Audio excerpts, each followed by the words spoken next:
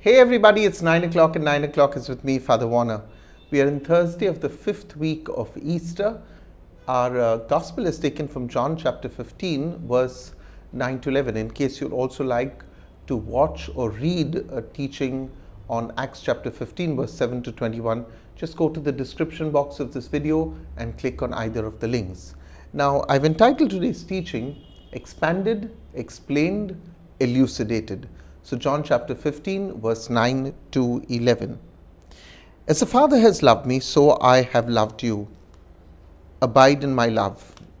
If you abide in my love, just as I have kept my Father's commandments, if you keep my commandments, you will abide in my love, just as I have kept my Father's commandments and abide in his love.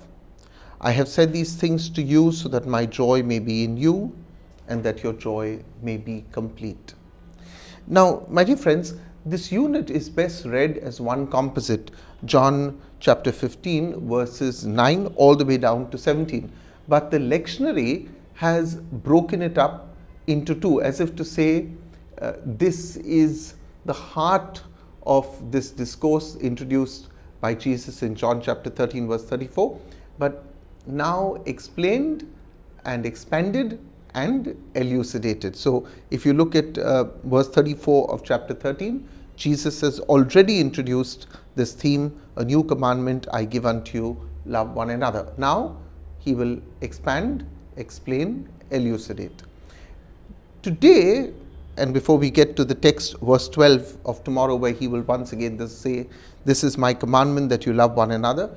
Today we relish these three verses that will literally take us to the cusp of verse 12, where Jesus once again will reiterate that new commandment for us.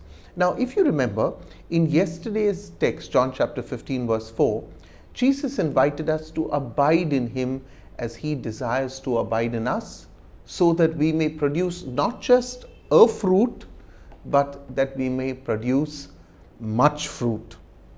Today, we are invited to abide with Jesus not just for what we could produce externally, but what we are called to also be internally. We are called to be a people of love, a people, as he will say, a people called to be full of joy. I have said these things to you so that my joy may be in you and your joy may be complete. Now, the teaching of today begins with the words, as the Father has loved me.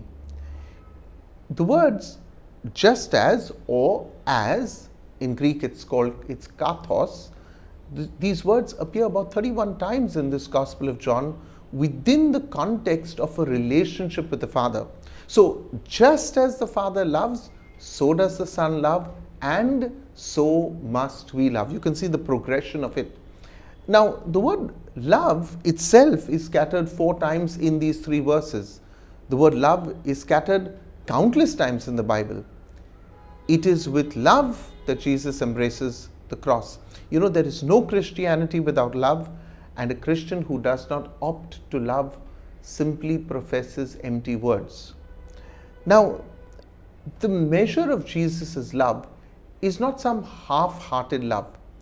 It is given in full as he received it in full. Jesus says, just as the Father has loved me. He gives us the Father's love in its entirety, just as he has received it. You know, it is often easier to identify with the love that Jesus has for us. But Jesus just made it as easy for us to identify the love of God for us. Look at how I have loved you. And that's the way the Father loves you, Jesus seems to say to us. Now, Jesus also provided us with a model of obedience.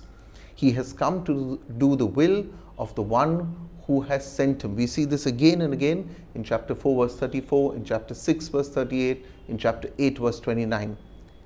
Jesus keeps the Father's word. Even in chapter 8, verse 55, he keeps the Father's word. He does the Father's will so that the world might know that he loves the Father. The Father loves Jesus because he lays down his life in obedience to the Father's command. Jesus promises to love the disciples if they obey his commandments. Now, Jesus then says, I've spoken these things to you that my joy may remain in you and that your joy may be made full. We see that in verse 11 of our text of today in chapter 15. Now, straight away, Jesus is not calling us to dreary, lockstep obedience, but he's calling us to joy. The joy of Jesus isn't the same as what is commonly understood as happiness or excitement. The joy of Jesus is not the pleasure of a life of ease or the joy that dissipates as soon as things change. It is not the hollow joy of luxurious surroundings and sated appetites. It is instead the joy of the disciplined life. It is the exhilaration of being right with God and consciously walking in his love and care. We can have that joy. We can have his joy and have it as an abiding, a permanent presence with us.